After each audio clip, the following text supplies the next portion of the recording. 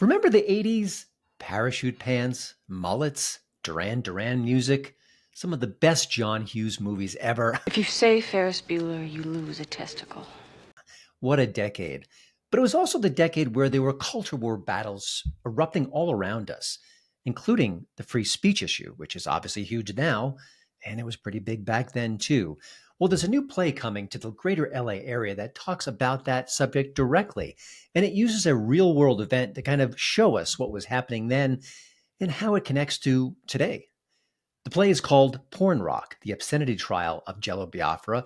That's the ex-Dead Kennedys lead singer who got into a lot of trouble with the law for something that was included in one of his albums. Remember what we did to Jello Biafra? Now, the production is unique on a lot of different levels, including the outcome of the show.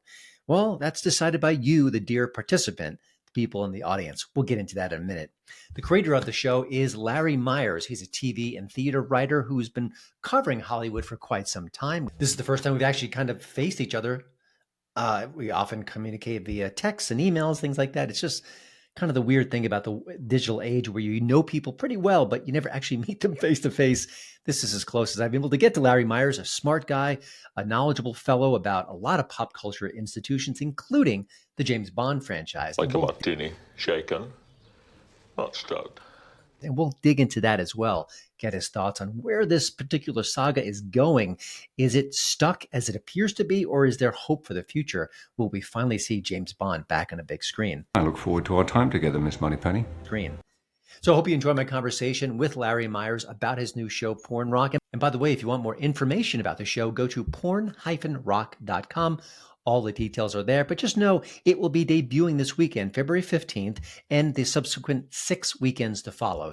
So if you live in the greater LA area, want to check it out, but can't this weekend, there are multiple chances to finally catch up with it on your own terms.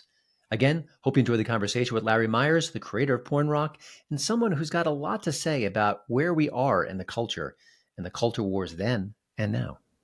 Well, Larry, thanks for joining the show. You know, you and I have kind of known each other in a digital way for a while. We've been exchanging emails, and you've been sharing your stories at Hollywood and Toto. We've kind of been in the same ecosystem for a while, and I'm always curious about what you're up to. So when you mentioned that you were doing a show called Porn Rock, I was pretty darn curious. So let's get to the obvious starter question, which is the origin of this particular production and what sparked it. Yep. So going way back now to 1985, 1986, I had just learned that in 1985, Senator Al Gore and his wife Tipper Gore, who was running the Parents Music Resource Center, there was a Senate committee hearing on the nature of rock music lyrics and the effect on the culture. And at the time, of course, I was a young kid in college going, you can't censor artists, you know. And then a few months later, I was in the passing by a lecture hall, and there was a little sign outside that said, Jello Biafra of Dead Kennedys, talk on censorship, 8 p.m. And I didn't know what a Jello Biafra was, but I heard Dead Kennedys. And so I went and checked it out. And so then Jello Biafra, who is, you know, the lead singer and sort of a punk rock icon, came in and just did a spoken word thing for like 2 hours. And it was captivating. I mean, it was really just exciting and theatrical. And at the time, it was just sort of very energizing. And I didn't know a lot about him, but, you know, he seemed to be talking about stuff that was all related to government is bad, corporations are bad, everybody's bad. I'm like, okay, this guy's interesting. And so I learned during that spoken word show that he had been charged by the city of Los Angeles with distribution of harmful matter to minors. And that apparently is in the penal code here in California. And what I learned was that it was because he had placed a sexually explicit poster inside of his music album, The Dead Kennedys. And that apparently caught the attention of the AG, perhaps, or the city of Los Angeles. And they thought, you know, let's make some points with respect to trying to reform the culture, which you recall was going on in the late 80s during the Reagan administration. And at that time, I think many people, correct me if I'm wrong, assumed it was about the music or the lyrics, but it really was about that specific art inclusion, right? Yeah, it was, because it is a sexually explicit poster, and it's pretty vile, to be honest. And And what was interesting about it was the focus on the poster itself, but the argument from the defense standpoint when the trial came up was that, well, it's part of a whole, it's part of the entire album and the lyrics, and it's delivering a specific message. Mm-hmm. So it became a very interesting case to follow in terms of, well, free speech, which we all, are in favor of, versus expression and art. But when does that go too far? Where does artistic responsibility come in? Because the charge was distribution of harmful matter to minors, because it was a 14-year-old girl who had bought the album with her mother. So that really opened up a big sort of imaginative situation for me, which is, okay, there's the story of the trial. There's the story of what happens when government decides to target someone and goes after them because they have all the money and the power, right? Mixed with this idea of, well, free speech is something we're in favor of. Artistic expression is something we're in favor of. It was interesting. I wanted to explore, okay, where are the boundaries here? And what do we as a culture, and as well as what happened in the past 35 years that has changed in the culture? And what would that case look like today? When you start exploring this as a play, as a production, were you surprised at parallels between then and now, or was it very distinct what was happening then compared to now? What was that like? It's pretty astonishing. It's not something I even recognized about how extraordinarily aligned the issue is. We're going the late 80s, as I mentioned, we had the Mies Commission, we had the conservative push to reevaluate the morals of the culture, and we're seeing that now too. And so what's fascinating is the only difference is that the society and culture has coarsened significantly in the past 35 years. And so what's interesting to me is that what was pretty shocking back then now is like, we see it every day. It's available online. It's completely accessible. Yeah. And so the same questions being asked about the accessibility of sexually explicit content, pornography, for anyone who can get a hold of it, because it's easily accessible. So the parallels are striking. Now, you had a certain reaction, almost a visceral reaction, to Jello Biafra when you heard him speak. And I'm sure you were following that case at the time to a degree. Now you're an older person, you're wiser, you've lived life, you've seen the news headlines over the decades. Did you approach the material and the subject matter in a dramatically different way? Or did you find that at the core you thought similar things, and maybe some things around the edges you maybe had some movement on? Well, it was a creative process. It took about 2 years to get the script going, and I owe a big debt of gratitude to the director, Jeremy Kagan, who in his many years as a film and television director directed the original version of The Trial of the Chicago 8 on Showtime. So he was familiar with this sort of thing. He really helped take the script, which was really sort of more of a direct interpretation of Jello's very farcical and satirical description of what happened, into a real drama where both sides, the arguments are made really forcefully in terms of, is it free speech? Is it too, right? So the approach to the material really evolved over time. And we had a lot of discussions about what is it here? How can we really present both sides equally? Because the audience in the show is the jury. And at the end of the production, they're going to vote whether or not he's guilty. So we needed to have a balanced approach. Have you had any maybe dress rehearsals or just sort of dry runs of the show with a jury making those decisions, or is that still coming this weekend? That's looking. We're doing actually dress rehearsals this week. We open on Saturday, and it will be interesting to see how they turn out. We are obviously on a demographic part of the country that I think would lean more towards getting them off. On the other hand, we've written it so that the prosecution's case is very forceful. I play the prosecutor, so hopefully I'll be able to convince some of the people to go my way. It'll be really interesting to see how the vote turns out. Yeah. I think I've been using this as sort of a generic term where back in the 80s, we had the moral majority, and putting aside Tipper Gore's work, that it seemed like the right was more interested in clamping down on expression to a degree. And it was the left that really celebrated art and freedom and openness. And I feel like I've been kind of saying that those roles have flipped, with obviously exceptions here and there. Is that a fair assessment looking at these two periods of time?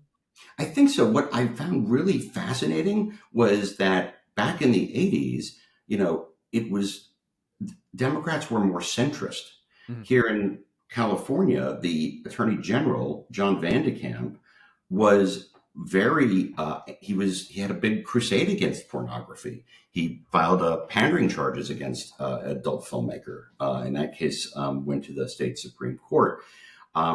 His record as LA District Attorney. We know what a disaster LA has become. He was hard on crime. He was also very progressive in terms of bringing in female officers, getting something to be done about the gang problem. He was actually more concerned about the moral direction of the state. So Democrats were more centrist in that regard and more aligned to what we're seeing from the conservative movement today, which then brought me back to the question of what happened in 35 years that it just completely changed. Uh-huh.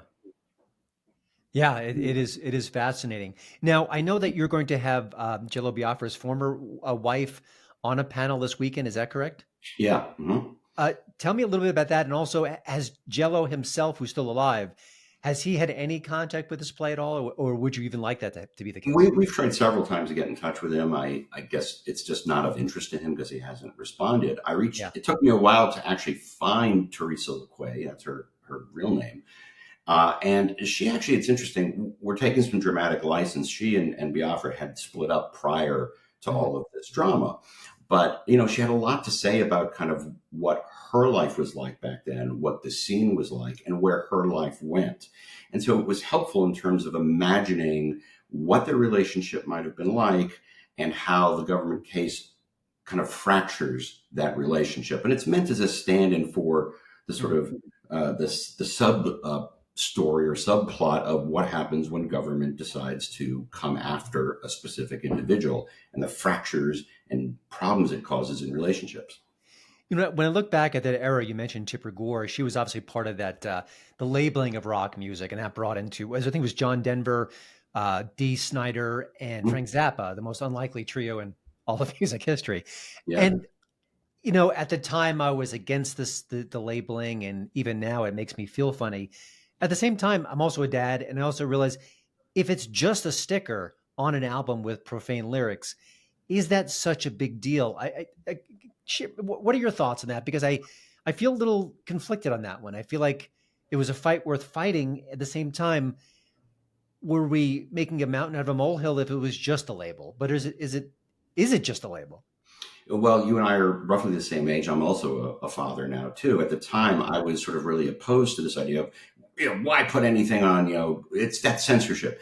What I've come to realize is, well, wait a second, parents, should want to know what it is that's coming into their home. And in fact, Biafra himself really eloquently appeared on Oprah a couple of times with Tipper Gore and said, it's like, if you've got a kid and they're bringing home a rock album and you don't like it, rather than make it a drama, ask the child, communicate with the child. Why did you buy this? What do you like about it? I'll tell you what I don't like about it. And to create a dialogue between parent and child. And that therefore he thinks warning stickers aren't even necessary. I don't have a problem with it anymore now that I see where I am. Why not let the audience have informed consent about what they're buying? I remember, maybe you do also, that a lot of iTunes things were labeled explicit, when it first started. I feel like I don't see any of that now. I don't know if that's just my imagination. You could be right. I also think that we live in such a digital world where our kids have access to the worst in a snap. It's almost quaint to have some of these discussions, but I think the core issues at your play and that in the mix are never go out of style. So I think it's certainly important. I think for me, part of my conflict here is that I see the trigger warnings on things like Peter Pan and Dumbo, which just days ago got nixed by Disney. And I think the slippery slope argument is both fallacious and dead on. I mean, sometimes it's just smoke, no fire. And other times it does seem like the precursor to more serious censorship. So what are your thoughts on trigger warnings in general? Do they have any benefit, or is that something that we just don't need? It's such a good question, right? Because everyone has different philosophies. There's clearly a hard line in regards to content for minors. That's why we have these laws about, distribution of harmful matter in like every state, as far as I'm aware, and the guidelines are very specific, and there have been Supreme Court cases. I'm of kind of two minds about that. It's like I think in many cases these trigger warnings are driven by an oversensitivity. That is, everybody can be offended by anything. Yes. Right. So you could put a trigger warning on everything, right?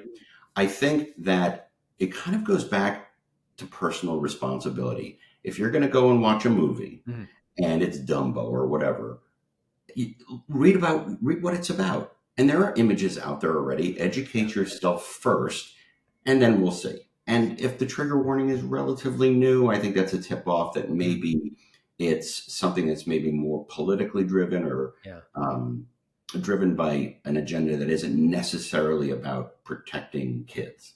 Yeah, I think if a piece of art has been in existence for 50, 60, 70 years and the trigger warning happens yesterday, I'm a little suspicious of that. I think it's a little bit unnecessary, to say the very least. I wanted to, I don't want to say tap on the brakes, but even just hit them hard and switch over to another topic. I know that you're a Bond aficionado. Few people know the franchise like you do, and there's been such tumult in this arena. Who's the next Bond? What decade will it be set in? The nationality of the person playing Bond. There's been so much going on, and it just seems like at the end of the day, we're at a cultural standstill where it doesn't seem like it's moving along. We don't know a director, we don't know an actor, we don't know a script, we don't know much of anything, and it feels like it's not going to, that logjam won't break through anytime soon. But what's your take? You know much more about this than I do, and I'm sure you've been following it religiously.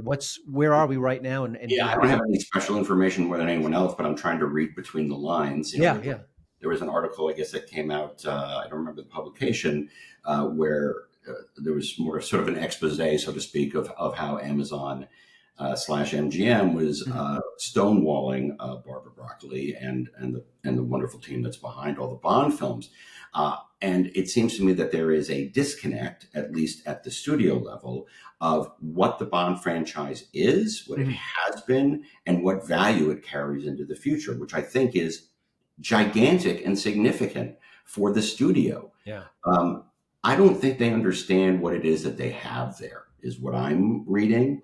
And, I imagine that the Bond folks are also looking at, okay, what is it that we think is next? Because, you have to sort of reinvent the franchise every time you have a new actor.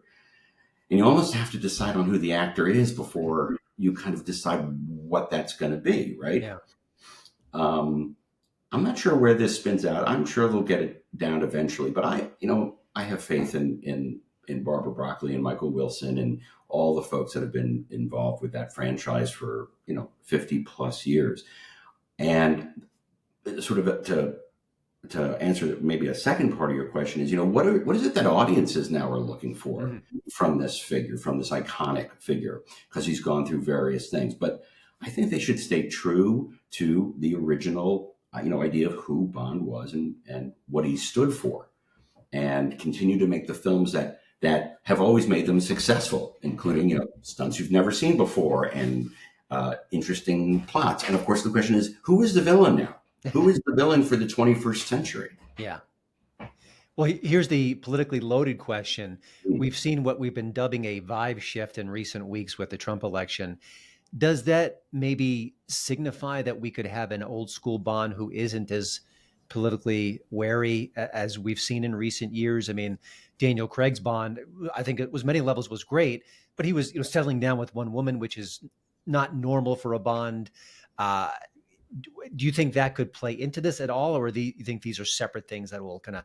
Yeah, I think it's separate. I think it's impossible to know. It's always going to be a question of what's best for the story, right? And who the Bond is that they, created. I kind of liked what they did. Actually, I really liked what they did, in that you had George Lazenby's love story and how that ended. Then you had Daniel Craig's story, which I thought they threaded through the series really nicely. And then they ended up with Madeline Swan and how that all kind of spun together into Spectre and so on. I don't know to what extent. I don't think the political environment is going to influence anybody. I'm not sure it ever has. Um, I think the Bond films have always been about story. And the only sort of political element that might be in there is, when you look at Tomorrow Never Dies, which was written by Bruce Firestein, it was a movie that focused on the media and how it can manipulate, worlds and countries into conflict. And that's so prescient, right? I mean, that's like they were 15, 20 years ahead of their time. But there is that question now of, okay, well, what is the new big threat? Mission Impossible took on AI. So AI is off the table. What's next? Yeah. I don't know what that answer is.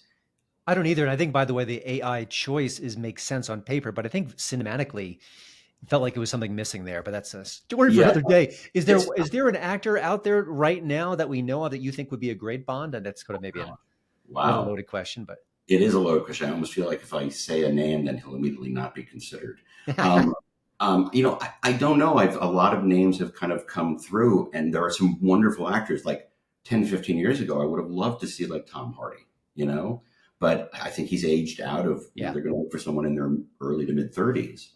There are so many really great British actors. I wish I had an answer to that, and I don't. That's okay. I mean, I almost want an unknown at this point. I think that'd be kind of exciting. Yeah. Well, before we wrap things up, Larry, I want to just go back to the Porn Rock project.